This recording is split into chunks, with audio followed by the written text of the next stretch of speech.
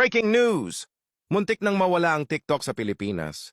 Pero alam nyo ba, dahil sa iisang tao nakakapag-TikTok ka pa rin hanggang ngayon, siya lang ang nag-iisang kongresista na hindi pumirma para ma-abolish ang TikTok sa bansa.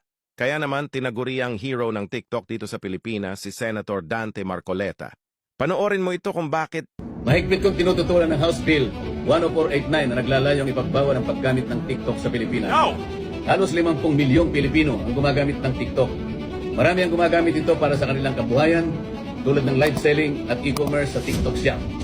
Ito rin ang ginagamit na platform ng mga content creators at mga artists para ipromote ang kanilang produkto at serbisyo. Ito rin ay mahalagang source ng entertainment, balita at impormasyon. Ang sinasabi na ang TikTok daw ay isang security threat ay walang matibay na basihan at konkretong ebidensya na magpapatunay ito. Kaya tinututulan ko ang House Bill 10489 na kontra sa TikTok. Sana ay suportahan ninyo ako sa laban na ito. O, di ba? Kung may pasasalamatan ka kung bakit buhay pa ang TikTok sa Pinas, yan ay dahil kay Senator Dante Marcoleta. Ano ang mensahe mo ng pasasalamat? I-comment mo sa baba. At huwag kalimutang i-heart, i-favorite, i-follow at i-share para sa tunay na balita. Salamat, Senator Marcoleta. Suportahan ninyo ako sa laban na ito.